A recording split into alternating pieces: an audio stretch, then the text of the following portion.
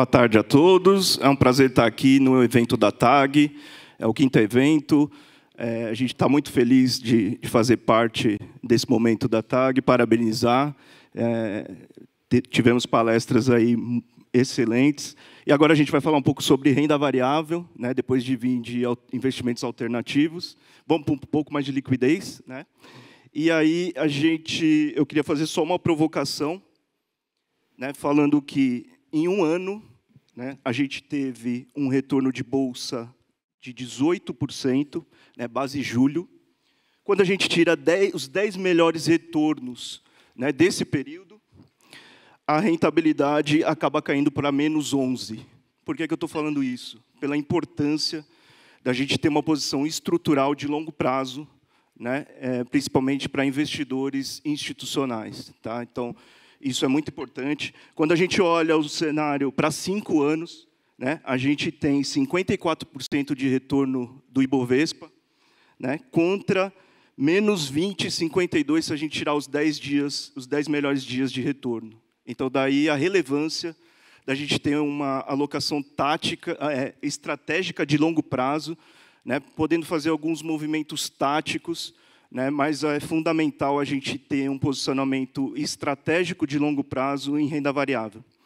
E, para isso, a gente convidou aqui os nossos especialistas em gestão ativa. Né, eu queria que eles se apresentassem, pedir para se apresentarem e falarem um pouquinho da filosofia de investimentos de cada casa. Obrigado aí pela participação. Obrigado você, Kleber. Obrigado a todos pela presença. Obrigado à TAG pelo convite. Um prazer, uma honra estar aqui. Eu sou o Gustavo Salomão, CEO, CIO, fundador da Norte Asset. Uma asset foi criada em plena pandemia. A gente completou há pouco 3 anos, 2 anos e meio de cota. Estamos aí com um patrimônio de R$1,5 bilhão de reais. E nesse período, desde a fundação, desde o lançamento do nosso fundo, que foi em final de janeiro de 21, a gente está outperformando o Ibovespa em cerca de 43%. Está dando um retorno de Ibovespa mais 43% nesses 2 anos e meio de cota. O nosso fundo principal, que é o Norte Long Bias, tem uma visão, e a filosofia da casa é uma visão bem pragmática em relação à alocação, posicionamento, aumento de exposição, diminuição de exposição. Então, a gente vê isso como uma forma de se proteger dos riscos, mas também de capturar o upside da Bolsa em momentos de melhora da Bolsa. Então, a gente tem feito isso com sucesso nesse período e, por causa disso, a gente obteve essa alta performance e esse destaque. Bom, muito obrigado pelo convite. É um prazer estar aqui com vocês. Obrigado à TAG. Bom, rapidamente, eu sou o fundador da Real Investor Asset. A gente tem uma história diferente, acho que vale a pena compartilhar de maneira bem rápida. A gente fundou a gestora em Londrina, no norte do Paraná. Comecei com 3 cotistas, eu, meu pai e minha mãe, um clube de investimento e ações Real Investor. Logo na sequência, o clube teve um belo desempenho no final de 2008, levou a gente a abrir, em 2010, a Real Investor para formalmente fazer a gestão desse clube. Em 2011, mudaram as regras de clube de investimento, a gente transformou esse clube no Real Investor FIC-FIA BDR nível 1, em fevereiro de 2012. São 14 anos e meio de história. Aquela nossa cota que começou em 1, hoje está em 19. São 1.800% de ganho contra 250% do Ibovespa. Fica também um desabafo que o índice Ibovespa é um índice ruim, concentrado. Acho que vale a pena estar alocado e olhar muito para a gestão ativa. Além disso, né, a Real Investor evoluiu. A gente tem outros fundos, fundo multimercado, temos um fundo de crédito, fundos imobiliários, todos estão indo muito bem, seguindo o DNA da casa, aí, o Value Investing. Nós estamos gerindo aproximadamente R$4 bilhões. Falando um pouquinho mais do fundo de ações, a gente acredita e segue muito o Value Investing. No fundo, sempre quando a gente vai investir em uma empresa, a gente busca 2 coisas, comprar um bom negócio e pagar barato. Eu até brinco que é fácil ganhar dinheiro na Bolsa, apesar de não parecer. Basta você comprar uma boa empresa num bom preço. Geralmente, as empresas boas são caras, o que não é uma oportunidade. As empresas, geralmente, baratas têm um motivo que também não é uma oportunidade. E a gente fica buscando o tal do custo-benefício.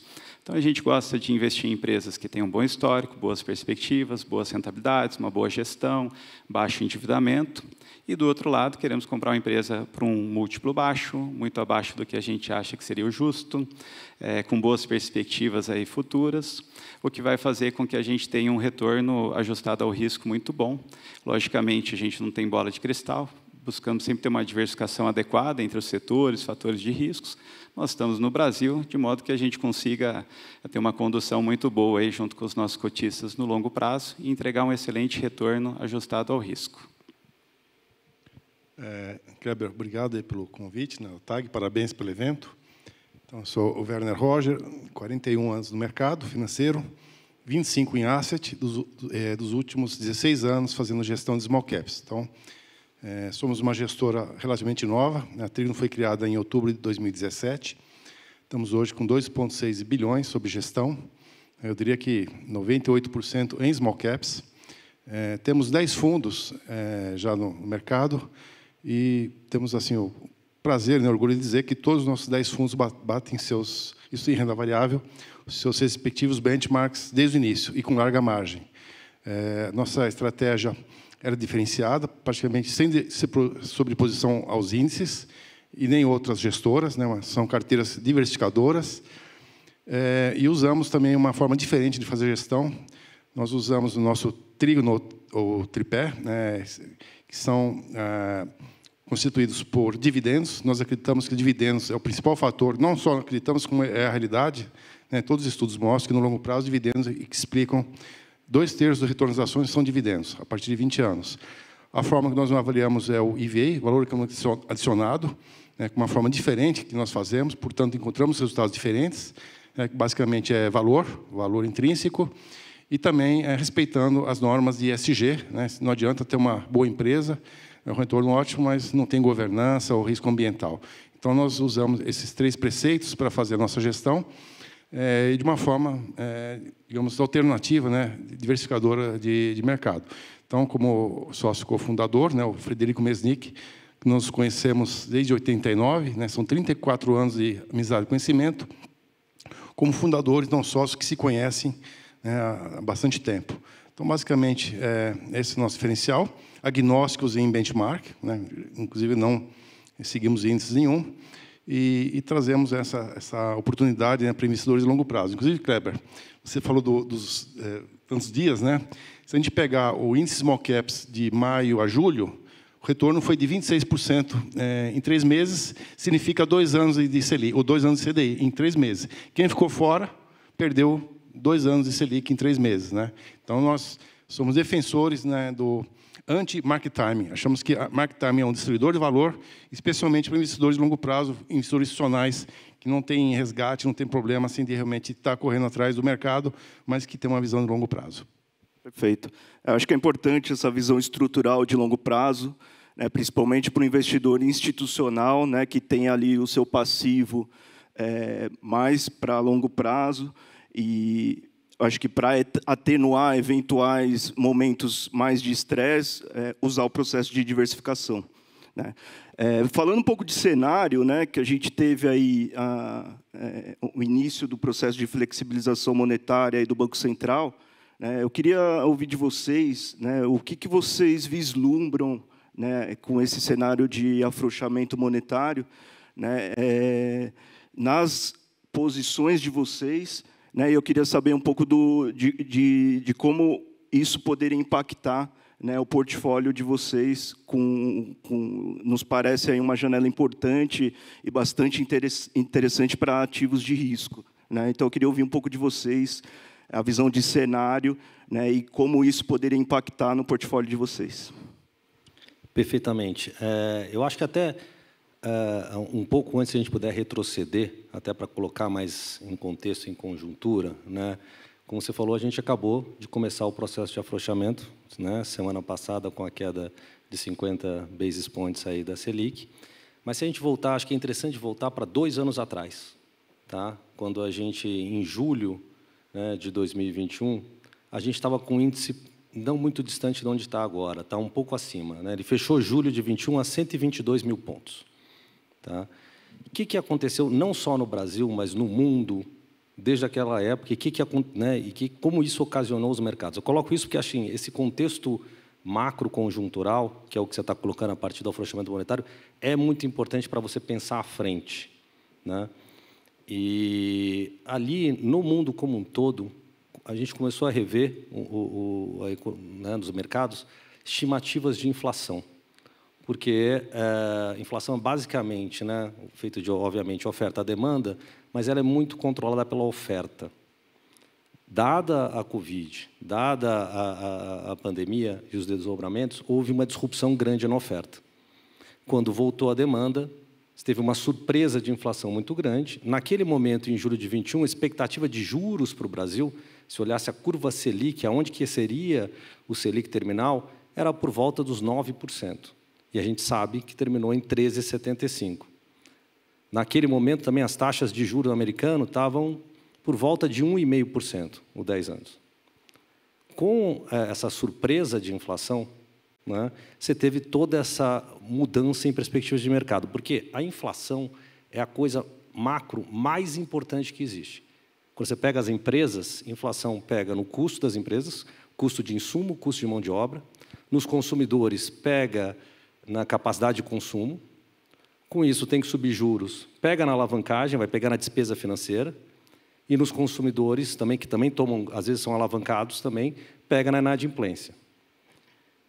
E, além disso, para os investidores, com aumento de juros, pega o quê? No apetite a risco.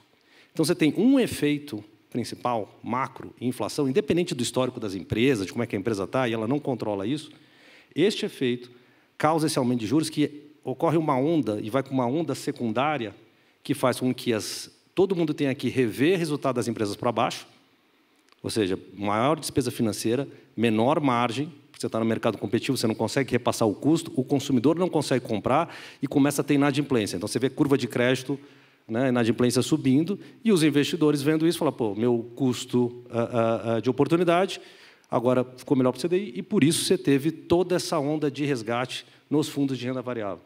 Em julho de 21, para contextualizar, a participação em renda variável nos portfólios era 16%. Tá? Então, alguém que está olhando o macro, por isso, assim, a gente, na nossa filosofia, a gente olha muito o macro, né? Então, o macro é o ar que a gente respira. Olhando o macro, entendendo o macro, você consegue antecipar os movimentos. A gente foi bem porque a gente conseguiu antecipar isso e a gente se posicionou para isso, certo? Então, quer dizer, tudo isso que aconteceu veio em função da inflação. Aí, o que está acontecendo agora? Né? E pensa no mundo como um todo. Pô, você teve esse processo de inflação, de falta de oferta, teve uma guerra no meio que também afetou a oferta de energia, houve o quê? Uma série de investimentos para trazer oferta. E com o aumento de juros fez o quê? Desacelerar a demanda. O que isso trouxe? Agora a gente está num processo no mundo, não é só o Brasil, é importante olhar esse contexto, de desinflação, né? Então, a gente já teve não só o Brasil cortando juros, o mundo de desinflação faz o quê? É o efeito contrário. A gente está batendo pico de inadimplência, a gente vai começar a ver a inadimplência cair. Teve repasse de salário por causa da inflação, as empresas também conseguiram se adequar, cortaram um custo, etc. Você começa a ver margens um pouco melhores em algumas empresas, porque todo mundo se adequou ao novo cenário. Então, você começa a ter, em algumas empresas, revisão de lucro para cima. E você está antecipando o quê? Que a despesa... Com isso, você prepara, obviamente, no Brasil teve a questão política, e acho que o governo foi uma grata surpresa em várias frentes, e conseguiu colocar as condições para que o Banco Central começasse a cortar juros. Agora, tanto o processo de inflação com desinflação são processos lentos, não são uma vez. Não adianta o Banco Central lá atrás subir os juros numa paulada a 500 basis points, que não vai resolver a oferta não vai vir. Precisa dessa oferta vir. Essa oferta veio agora. Essa oferta vindo, num mundo em desaceleração, causa esse processo de desinflação. Também é um processo lento, não é de uma vez. E agora a gente está com o início de um ciclo grande de corte de juros, num processo de desinflação mundial, ou seja, vai ter corte de juros no mundo, não só no Brasil, já começou na América Latina, porque a América Latina começou a subir antes. Vai ter nos mercados envolvidos ano que vem. E isso vai fazer o quê? Então, melhora de resultado e aumento do apetite a risco, porque o custo de oportunidade vai baixar, e no momento que a alocação em renda variável agora está em 10%. Você teve 23 meses na indústria brasileira de fundos de renda variável, 23 meses seguidos de resgate, um total de 117 bilhões de reais. Olhando, então, se a gente olhar então, essa onda que está vindo da desinflação, o que ela vai fazer? Aos poucos, a gente vai ter empresas com resultados melhores. Aos poucos, as pessoas vão ver, como o Werner falou, puta, a bolsa subiu, aí um fala com o outro, puta, eu estou com uma pequena participação na bolsa, aí você vê o custo de oportunidade baixando, ou seja, vai haver uma reversão desse momento de desinvestimento. Vai ter um reinvestimento em renda variável. Então, o momento de se posicionar, né? Assim, obviamente, market time é sempre difícil, né? Mas eu diria que a gente, na Norte, está no nosso ponto mais alto da história da Norte, desses 2 anos e meio, de posicionamento, né? De comprado em bolsa. O momento de posicionar é agora, porque meio do ano que vem, o que vai acontecer? A gente vai estar com juros no Brasil abaixo de 10%, acredito que a taxa terminal seja por volta dos algo entre 8,5% e 9%. Estados Unidos vai provavelmente começar a cortar juros ali no final do primeiro trimestre, início do segundo trimestre, vai estar o mundo cortando juros. E os efeitos vão estar já aparecendo, né, que o efeito, como eu falei, é lento. Então, sem dúvida, eu acho que esse é o momento ideal para investir em bolsa agora. Perfeito. O Gustavo falou que 10% é a alocação hoje, né, de investidor geral. Né? Só lembrando aqui, os institucionais hoje estão com 7%, tá? 7%, abaixo da média de mercado. Se eu colocar só uma coisa, desculpa, eu sei que eu falo muito, nas últimas vezes, pegar as últimas 6 vezes, desde os anos 2000, que houve um ciclo de corte de juros, se você pegar a valorização média da Bolsa no período de quando começa o corte até terminar o ciclo de juros, foi de 35%. Eu vi esse estudo recente, semana passada. Então, óbvio que tem momentos que outras características políticas estavam acontecendo, tal, quando você vê Lula 1, outros momentos, mas, na média, subiu 30 e poucos %. E vamos lembrar, como eu falei, há 2 anos atrás, a Bolsa estava em 122 mil pontos, em 31 de julho. Início de julho do ano passado, de 21, estava 126 mil pontos. Teve 2 anos de inflação, mais ou menos 15% de inflação, teve 20 e poucos % de CDI, e a Bolsa está abaixo deste nível. E as empresas são ativos reais. Então, só para contextualizar também. César, qual a sua visão? Bom, excelentes pontos do Gustavo, fica mais fácil aqui a minha fala. Talvez, se eu for colocar uma outra ótica, para a gente é muito importante a questão do preço também, né? Macro importa, a gente é um pouquinho mais bottom-up, de olhar para a empresa e para o preço. E acho que uma analogia, a gente acabou de terminar a subida, né? E começamos na descida, então acho que é um momento muito favorável, igual o Gustavo falou, e eu concordo da importância aí da inflação e a derivada ruim, que é os juros. Um ponto interessante que a gente está hoje da Bolsa Brasileira, a gente gosta muito de escolher as empresas individualmente, mas quando as coisas estão baratas é mais fácil o nosso trabalho, quando as coisas estão mais caras é muito mais difícil, muitas vezes a gente até prefere deixar o dinheiro em caixa, na renda fixa, esperando oportunidades. Mas a gente está num momento que as coisas ainda estão baratas, a gente vê muita oportunidade. Tem um indicador simples, né, que é a relação preço-lucro histórica do Ibovespa, nos últimos 15 anos, deve estar gerando em torno de 11, 12 vezes o lucro. A Bolsa Brasileira está em torno de 8, então dá para falar que está barato por esse critério. A gente gosta também de comparar a relação preço-lucro da Bolsa Brasileira em relação às bolsas dos países emergentes, em relação à Bolsa dos Estados Unidos. A gente está também rodando com um desconto significativo em relação a essa média histórica, quando a gente compara com os outros países. Eu acho que o Brasil, né, a gente gosta muito de falar, às vezes, dos defeitos, dos problemas, mas lá fora está cheio de problema, Europa, Estados Unidos, outros emergentes. Talvez a gente pode ser um dos menos feios assim, nessa amostra. Então, acho que esse é um outro ponto positivo para o lado da Bolsa. Quando a gente comenta com a renda fixa, a gente gosta de brincar que as ações têm uma natureza muito parecida com a renda fixa, apesar de não parecer. Renda fixa, você compra ali o título, você ganha o juro, e no final você sabe quando vai resgatar, se não tiver nenhum problema de default. O problema nas empresas, que a gente fala que é um equity bond, você compra as ações, você não sabe direito quanto você vai receber de dividendos, se vai ser reinvestido ou não, a que taxa e por quanto você vai vender lá na frente. Mas quando você está no momento que as coisas estão baratas, acho que essa equação fica muito favorável. A gente paga barato nesse bond, a gente tem um cupom muitas vezes crescente, igual o Gustavo falou, pelo longo tempo, e é bem possível que você venda com uma expansão de múltiplo, tendo uma taxa interna de retorno no investimento muito boa. Então, eu gosto de olhar o inverso do preço-lucro, o lucro sobre preço, 1/8, em torno de 12%, e comparar com uma NTNB longa, que está dando um pouco mais de 5%, que você tem um spread ali de 7%, que é historicamente muito bom.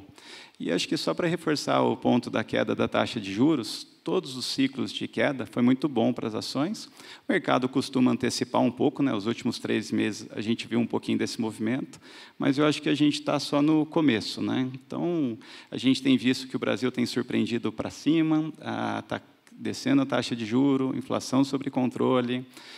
Acho que no relativo, acho que é um bom momento para se estar investido. E aí, Werner, como que você vê esse cenário aí dentro do seu portfólio, um pouco menos líquido, né? Como que você vê aí essa questão desse cenário um pouco mais promissor para ativos de risco? Bom, quem me conhece, minha natureza é otimista, né? Então, poderia estar falando aqui com muito otimismo, né? Mas eu vou meio contrário aqui, é minha própria natureza. Escrevemos a resenha que deve sair amanhã ou depois, né? A nossa resenha mensal. Vou adiantar o título aqui, que é Saco Vazio não para em pé. Né? Então, eu acho que só a Selic não resolve os problemas.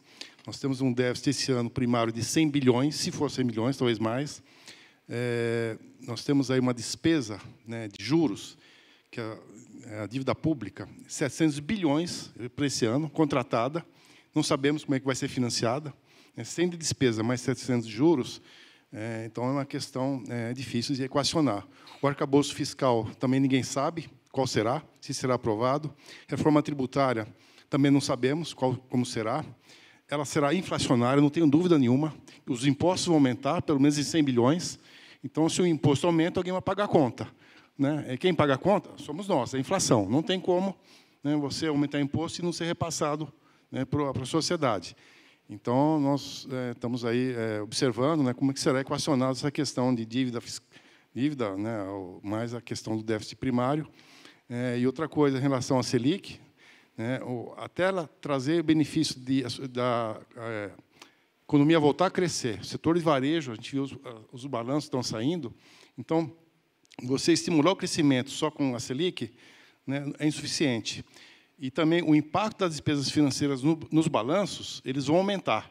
Esse trimestre será muito negativo, o próximo trimestre será pior ainda que o segundo. Vocês podem esperar, vamos ver se no quarto trimestre, né, melhora alguma coisa e o Natal seja um pouquinho melhor do que o ano passado, né? Então, assim, do nosso lado, né, apesar que a gente é bottom-up, né, eu estou falando de coisas top-down, macro, então, como nós não temos controle sobre isso, sobre, né, qual será a inflação, qual será os juros, como será a economia lá fora, juros lá fora, etc., guerra, a gente foca no que a gente conhece, que são as empresas. Né? Então, basicamente, o nosso foco são poucas empresas, que a gente pega 90% da carteira nos últimos 5 anos, 2018 a 2022, a receita cresceu 25% ao ano, o EBITDA cresceu 35% ao ano e o lucro líquido cresceu 50% ao ano. Isso é a média das 10 principais posições que representam 90% da dívida. Por quê? Porque não tem a ver com a economia local. Né? Então, a nossa exposição ela é muito, digamos, globalizada, indiretamente. Então, mesmo que os juros não tenham impacto aqui na economia que cresça, né, as empresas que nós investimos, elas sim conseguem, de alguma forma, continuar crescendo, investindo. Né? Então, nós nos isolamos dessa questão local. Né? Torcemos para que a Selic caia para 10%, 9%, 8% que seja, né? Torcemos que o PIB cresça 3%, 4%, 5%, só que a minha dúvida é como. Né? Como? Só a inflação ela pode ser ocasionada, se o petróleo subir de novo, Petrobras está com 30%, de 25% a 30% de defasagem no diesel e na gasolina. Uma hora isso aqui vai ter que ser reposto. Né? Seca pelo mundo, clima pelo mundo, os alimentos podem subir novamente, né? O impacto é global. E a economia voltando a crescer no mundo, China, né, Estados Unidos, etc., vai bater nas commodities. De novo, pressão inflacionária. Então, eu fico pensando, como é que o mundo vai crescer sem, de alguma forma, impactar a nossa inflação, a nossa taxa de juros. Então, para nós, são coisas muito complicadas que eu não consigo ver, portanto, vou focar na empresa onde eu consigo ver. Então, basicamente, a forma como nós fazemos, sem fazer aposta de juros, né, sem nenhum tipo de aposta que não está no nosso controle. A única coisa que eu sei é olhar as empresas e poucas empresas. Né? 10 empresas não são 30, 40. Perfeito. Falando em empresa, vamos entrar um pouco nos portfólios de vocês. Né? Eu queria ouvir do Gustavo, né, duas posições aí que vocês têm, né, direcional de Cury, né, do setor de construção, e de Sigma Lithium. Então, eu queria ouvir um pouco de você sobre essas duas teses, né, de direcional, né, e se esse cenário pode favorecer, né, essas duas alocações que vocês têm no portfólio. Sim, vamos lá. Direcional e Cury são duas empresas no setor de construção civil, né, focadas em baixa renda, construção para baixa renda, diretamente impactadas pelo Minha Casa Minha Vida, pelos programas do governo. Né. Tem um déficit habitacional muito grande, né, e não só tem uma questão específica dessas duas empresas também. A gente gosta do setor como um todo, tá, nesse cenário de queda de juros e de desinflação. Mas a gente gosta dela desde o ano passado, desde o início do ano passado, a gente tem posição nessas empresas, ou seja, num período que ainda estava subindo os juros, e a gente se posicionou nelas pela execução. Tá? São empresas que têm os donos, né, controladores, muito em cima do negócio, né, são especialistas no negócio, né, e executando muito bem na parte de custos, na parte do projeto, né,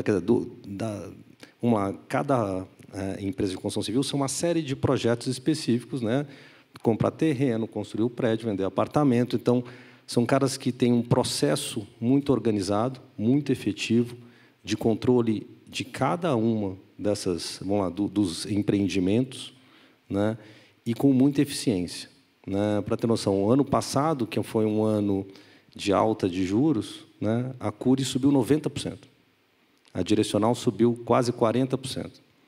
Nesse ano, que é um ano que a gente começou agora com queda de juros, a Cury e a direcional, cada uma delas já cresce, já sobe em 40%. Por quê? Porque são efetivamente uma execução primorosa, sempre entregando um retorno e uma rentabilidade acima do que os investidores esperam e, efetivamente, conseguindo lançar e vender muito bem os empreendimentos. Aí, junta isso, quer dizer, essa parte micro, muito importante dessas empresas. Com agora o macro mais favorável, o que a gente está vendo? A gente está vendo o preço de aço cair, né? Vergalhão cair, petroquímicos também, tubos e conexão cair. Ou seja, a margem dessas empresas deve ainda aumentar. E a gente já esperava, né, que, com o governo Lula, existisse um incentivo maior para o setor, né, na baixa renda, e houve uma mudança de regras aí do Minha Casa Minha Vida, possibilitando, né, que apartamentos, antes existia um teto de valor de apartamentos que era R$260 mil, se eu não me engano, agora foi para R$350 mil. Então, tem a taxa de juros, né, que era a TR, né, a taxa de financiamento, baixou 50 basis points, ou seja, uma série de incentivos para o setor, que a gente já esperava.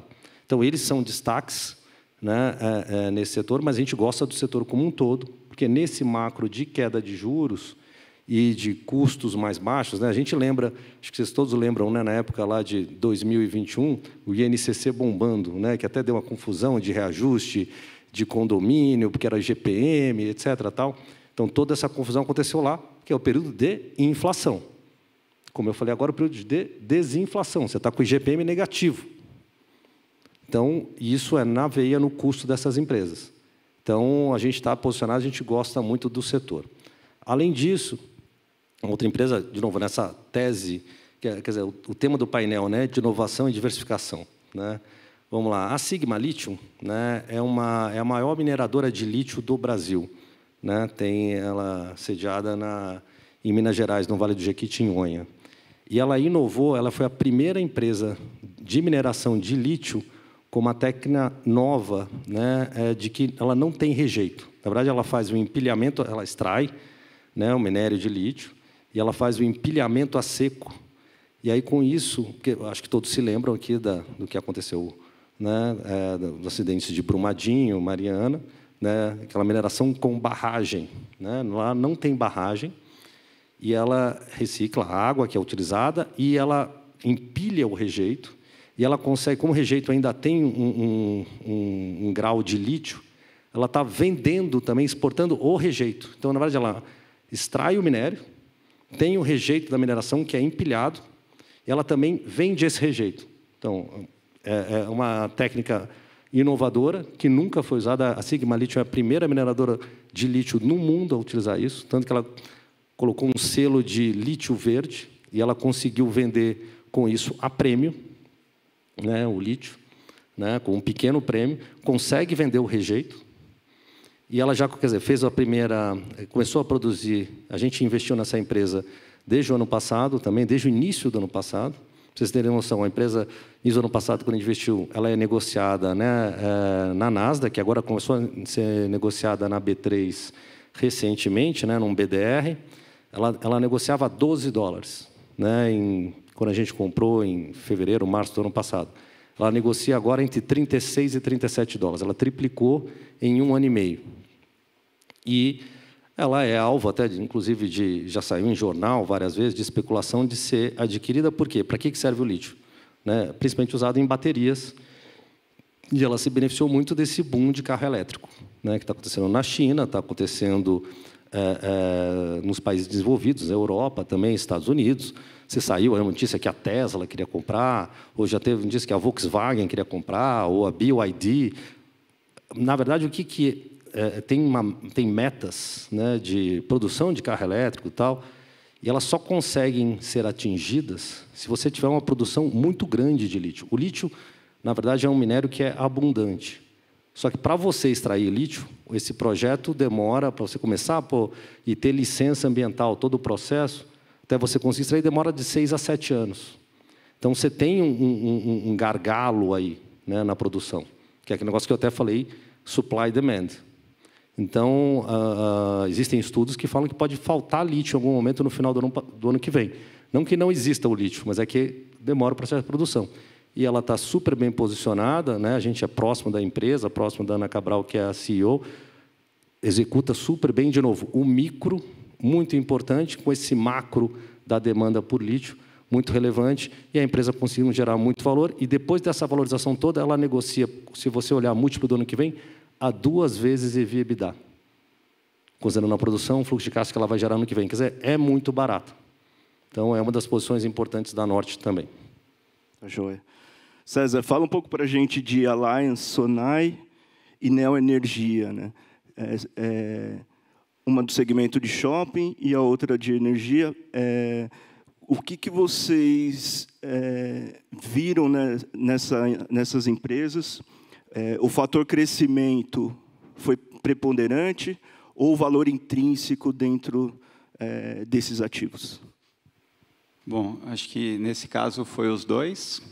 Igual eu falei há pouco, tem até uma má compreensão do mercado, quando você fala que é um value investor, enfim, que é muito aquela questão de pagar barato, um baixo PL, baixo preço sobre o valor patrimonial. Mas o crescimento faz parte do valor. Então, a gente sempre quer comprar num bom preço, mas uma empresa que construa valor ao longo do tempo, né? E eu acho que no caso da Aliança Sonai e da Neoenergia, tem esses dois casos. É um pouco mais a questão do desconto, mas nós estamos levando um crescimento e uma perspectiva interessante.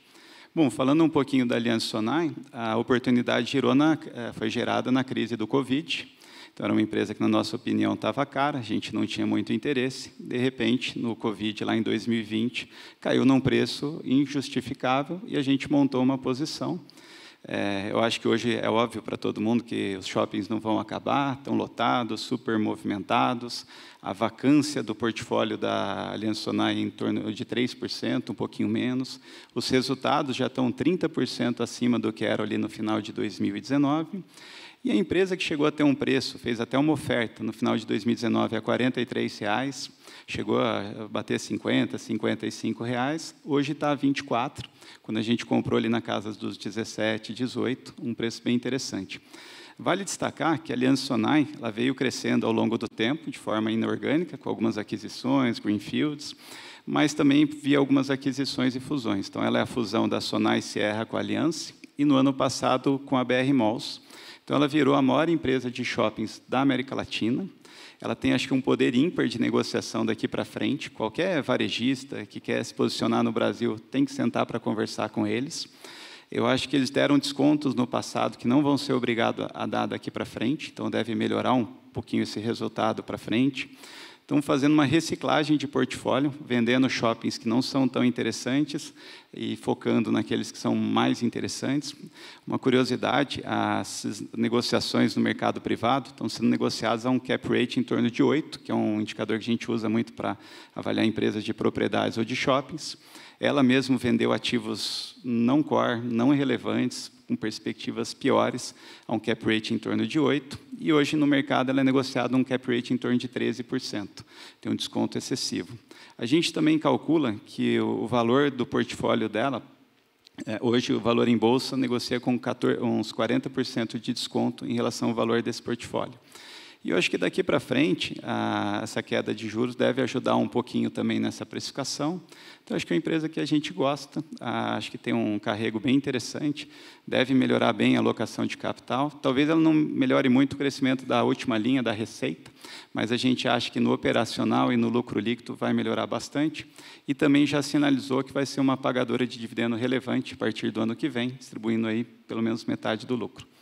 No caso da Neoenergia, é uma das maiores empresas integradas de energia do Brasil, controlada por um grupo espanhol que é referência lá fora, lá o Iberdrola. Desde 2017, quando eles assumiram o controle, eles têm feito um trabalho muito bom.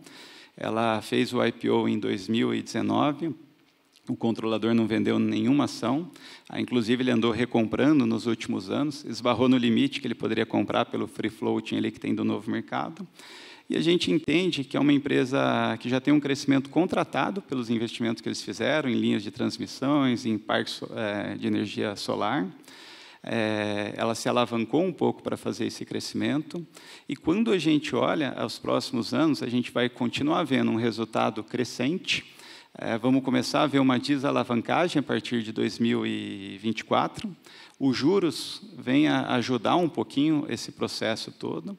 Eu acho que está tendo cada vez mais um reconhecimento da qualidade da empresa. Eu acho que ela foi colocada por alguns investidores como uma empresa que não alocou capital tão bem. Eles têm provado que, sim, eles têm conseguido entregar os projetos antes do prazo e com economia de obra, com retorno assim, ok. E hoje é uma das empresas de utilities talvez mais baratas da Bolsa, apesar da alta também no começo do ano, negocia uma taxa interna de retorno em torno de 13%, que é muito alto, né, comparado com uma NTNB, com outras empresas de utilities. Eu acho que tem uma governança, assim, a questão do ESG, assim, interessante, apesar de ela ter recebido um pênalti por conta da questão dos royalties, do uso da marca, enfim, que foi meio que um planejamento tributário que foi mal concebido. Abriu até uma oportunidade para a gente aumentar um pouquinho mais. E hoje está negociando 80% do valor patrimonial, uma relação PL dos últimos 12 meses em torno de 5. Então, a gente acha que é uma boa empresa, com bom carrego, com crescimento contratado e a preços interessantes. Perfeito. Eu fico impressionado também nesse cenário que a gente viveu, né, de quase 14% de taxa de juros, né, as empresas sobreviverem, né, sempre tem um spread aí para tomar, né, as empresas terem sobrevivido a esse cenário bastante desafiador, né. Werner, fala um pouco para a gente de Tupi e Ferbasa. Bom, são cases que nós estamos investidos de uma forma continuada desde 2007, então são aí 16 anos, né, corridos. Então, a gente investiu inicialmente pela questão de valor, empresas estavam baratas, em que a gente via oportunidade, especialmente Tupi, que não estava no novo mercado, negociava R$300 mil por dia, essa liquidez da Tupi, PN, depois virou o N, novo mercado. E a Ferbasa também ela tinha reservas de cromo, que depois foram triplicadas, que a valor de hoje, né, são 12 bilhões de dólares, que vale essas reservas, a única nas Américas.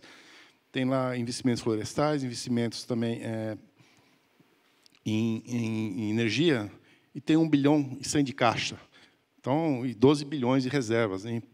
Bom, desde o Plano Real foi a empresa que mais se valorizou na Bolsa, Isso aqui deu 76.000%. Isso aqui dá 31% ao ano, desde 94, 3 vezes mais que a Vale, 3 vezes mais do que a valorização da Vale no mesmo período, siderurgia, dólar, tudo igual. Né? E onde os dividendos explicam 80% desse ganho. Lembra que eu falei dos dividendos? 80% vezes dividendos, que é controlado por uma fundação que depende dos dividendos para educar aí cerca de 5 mil crianças, né, que precisam, né, da educação de excelente qualidade. Só que as coisas foram mudando. Também era uma aposta de África do Sul, né, que atua no setor de cromo, e o problema era a energia no Brasil. A grande preocupação era energia. Só que as coisas mudaram muito de lá para cá. Então, virou, continua com, né, a questão do valor, mas virou um negócio de descarbonização. E a questão que era o problema virou a solução. Então, o Brasil tem energia renovável, limpa e barata, energia própria, e a China querendo descarbonizar, o mundo pagando energia cada vez mais cara. Então, é uma empresa que está num segmento de eletrointensivo, cujo negócio depende da eletricidade, onde o Brasil tem a maior questão positiva, que é a eletricidade barata e limpa. Usa também carvão vegetal, o mundo usa CARCOC, né, carvão mineral, então ela tem um produto limpo que o mundo quer cada vez ficar mais limpo. Né? Então, estruturalmente, essa questão da Ferbasa, né, descarbonizando.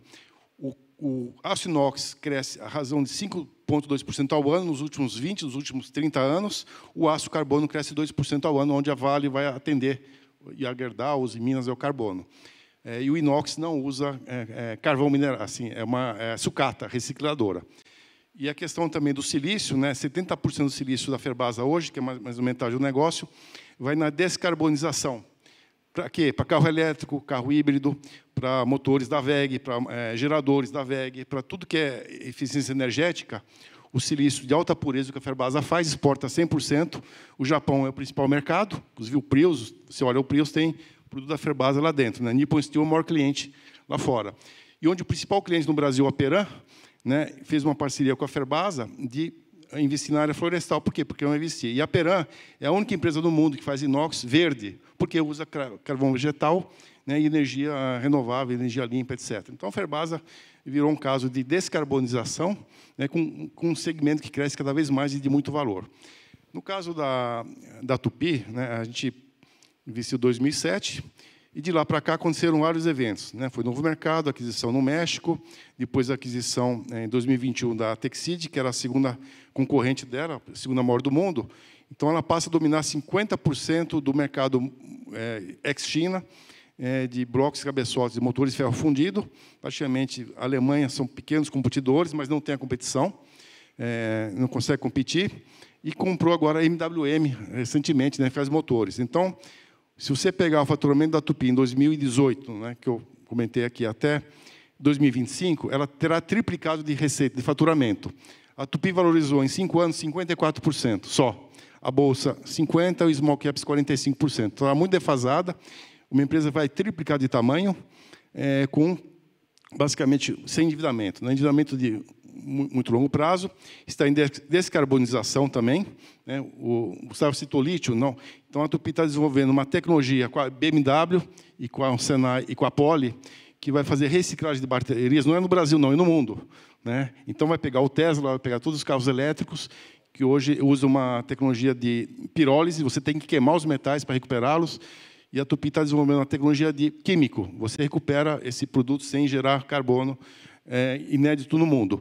Hidrogênio, ela fez também já tem um contrato com a MAN na Alemanha para fornecer motores a hidrogênio, tá? Então, o hidrogênio, para mim, é um combustível que ele é de combustão, né? Você vai queimar, só que gera zero de poluição. É muito melhor que bateria, que né, você tem a questão das minas. Então, o hidrogênio pode ser célula de hidrogênio, pode ser também o combustível, mas isso não gera nenhum tipo de resíduo. Então, ela tem tecnologia do hidrogênio e já contrato fornecido para fornecer com a MAN. 50% das receitas fora do Brasil, Estados Unidos é o principal mercado. Nós vimos a Caterpillar soltando um resultado surpreendendo, né, os analistas. A ação subiu 8% no mundo. Então, é uma empresa que não depende do Brasil, né, e realmente a questão de renovação da frota, descarbonização, eficiência energética também faz parte desse contexto. Desenvolveu um bloco de ferro fundido mais leve que o alumínio, né, que gasta muito menos energia e mais eficiente.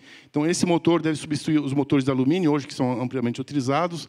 Né, então, é absolutamente menos custoso e não tem a questão de consumo de energia como os motores de alumínio têm, né, porque o alumínio também é um metal, né, de eletrointensivo. Então, muito valor, né, uma empresa realmente que está a nível global, é um líder global e com um crescimento fantástico, inclusive outro negócio que é o biometano, né, que a MWM faz motores a biometano, que substitui o diesel. A indústria canavieira vai substituir o diesel pelo biometano, que é um subproduto da vinhaça, né, inclusive dos lixões, aterros sanitários, resíduos da pecuária, da suinicultura, da avicultura, tudo gera resíduos que serão transformados em biometano ou biogás, ou para fazer energia, a MWM faz geradores, ou para consumir nos próprios motores, inclusive para veículos, para ônibus. Então, assim, é um fantástico crescimento muito grande, né, triplicando de receita, e com as margens serão cada vez mais... Quando a gente olhar as margens, a cada trimestre vai surpreender com as margens que realmente vão surpreender o mercado pela questão das aquisições e das sinergias que serão implementadas. Então, basicamente, são esses dois casos. Os dois estão na descarbonização. A gente mirou uma coisa e acabou acertando outra aqui no meio do caminho, mas nós estamos realmente muito confortáveis em relação às duas teses. Pegando esse gancho aí da descarbonização, eu queria ouvir um pouco de vocês na estratégia, como que vocês veem essa questão do ESG, né, como que as empresas estão preocupadas com as questões ambientais, sociais, de governança. Eu queria ouvir o feeling de vocês, né, o que vocês têm percebido, né, das empresas com relação a esse tema, que é muito importante, inclusive para nós, investidores institucionais. Eu recebo cobrança de participante lá, perguntando, né, se a gente já tem essa preocupação. Então, é um tema que eu vejo como cada vez mais relevante nessa ótica de investimentos. Concordo totalmente. É um tema que a gente considera sempre quando a gente analisa uma empresa, né? Até no exemplo específico que eu dei da Sigma, uma mineração, né? que é um setor bem complicado do ponto de vista ambiental. A Sigma se cercou de todos os cuidados, ela tem rejeito zero, ela é carbono zero, ela compra crédito de carbono no que ela emite, mas ela, das mineradoras de lítio, dada a técnica dela, é a que ela emite menos carbono por tonelada de lítio extraído. E a gente olha em todas as teses, óbvio que, assim, considerando o cenário de Brasil, né, o item governança é um item muito importante também. A gente olha todos os pilares do ESG e a gente considera quanto isso está precificado ou não nas empresas e avalia qual que é o desconto que deveria ser dado para uma empresa em termos de valuation devido a esse fator para decidir se a gente vai se é um investimento a se fazer ou não, né? E a gente tem essa visão que, no longo prazo, as empresas que seguem essas práticas são as empresas que serão beneficiadas, que estarão no portfólio dos investidores, né? A gente tem também, a gente conversa, a gente participa de conferências, né, com investidores internacionais, a gente troca um pouco de figurinhas com eles, a gente sabe que tem várias empresas que, para os investidores internacionais, que são, né, uma parcela importante, né, esse tema é extremamente relevante e pode levar até uma empresa a estar negociando. A empresa que siga, né, os preceitos ESG vai estar negociando num valuation acima das outras. Então, a gente considera isso também na precificação, qual que seria o target price das empresas do nosso portfólio. Bom, acho que é super importante. Cada vez mais a gente está integrando nas nossas análises.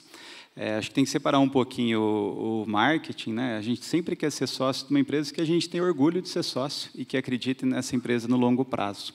Tem algumas empresas que têm pouca prática e muito marketing, tem outras empresas, principalmente entre as small caps, que fazem um trabalho, acho bacana, mas talvez não conseguem passar isso muito bem para o mercado. Então, acho que é importante a gente diferenciar. E eu acho que dentro do nosso portfólio, muitas vezes, algumas empresas a gente deixa de investir, por não querer ser sócio dessa empresa, acaba havendo um risco muito maior. Em outros casos, a gente até acaba montando uma posição menor do que poderia ser, por conta de algumas downgrades assim, de nota na avaliação, ou exigindo uma margem de segurança maior.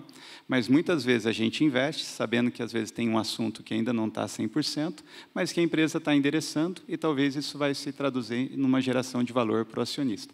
Agora, a empresa que virou as costas para esses fatores aí, eu acho que não é um bom lugar para se estar. Perfeito. Bom, para nós, o G é o mais importante, né? porque é o G que vai determinar o S e o E, quando você vai investir nos dois fatores, e para isso você precisa de um bom conselho, uma boa governança. Então, a Trígono indicou esse ano, e conseguiu eleger 23 conselheiros de administração e fiscal, são 11 empresas, talvez a gestora que tem mais, pelo nosso tamanho, né, considerado pelos os ativos sob gestão, a maior quantidade de conselheiros indicados. Os conselheiros são das empresas, não são da Trígono, né? Eu sempre falo, o conselheiro trabalha para a empresa em favor de todos os investidores. Nós temos uma metodologia de avaliação de ESG, qualitativa e quantitativa, onde vai interferir no valor target, no preço final, vai ter um impacto positivo, negativo ou neutro. E nós fizemos agora, o terceiro ano, nós fizemos 2 anos, um relatório de pegada de carbono, todas as empresas investidas, 100% nós levantamos a pegada de carbono, é público, discutido com as empresas, e esse ano nós estamos incluindo a gestão de água, a gestão de energia e dos resíduos. Isso, informação pública, estará disponível para todos os investidores, só que 90% só da carteira. Não dá para fazer com 25 empresas, mas com 10 empresas a gente consegue fazer, então é público e as empresas têm digamos, poder de discutir, né, não discordar, mas se não colabora, essa informação, essa empresa não colaborar, vai ser tornado público também, mesmo que eu estou investido, mesmo contra nós. A empresa não foi cooperativa, portanto, o mercado vai saber que ela não ajudou nesse relatório. Então, para nós, o G é o mais importante, mas o G é que determina o S e o E, e tudo isso aqui vai ser considerado. A gente veta algumas empresas, tem uma empresa que não passam nem no valuation, né, que não atende, pelo menos, esses critérios de ESG. Perfeito. Gente, conversa boa, passou muito rápido. Queria agradecer a participação dos painelistas. Eu acho que temos uma oportunidade aí, né, com esse cenário de redução de taxa de juros. Né, acho que é importante a gente olhar para ativos de risco. Né, a gente, com esse custo de oportunidade muito alto que a gente viveu nos últimos tempos, a gente deixou, eventualmente pode ter deixado isso um pouco de lado. Eu acho que é importante a gente retomar, né, à frente, obviamente com um processo bem detalhado de diversificação, e eu acho que tem oportunidade aí pela frente. Tá bom, pessoal? Muito obrigado, um grande abraço a todos.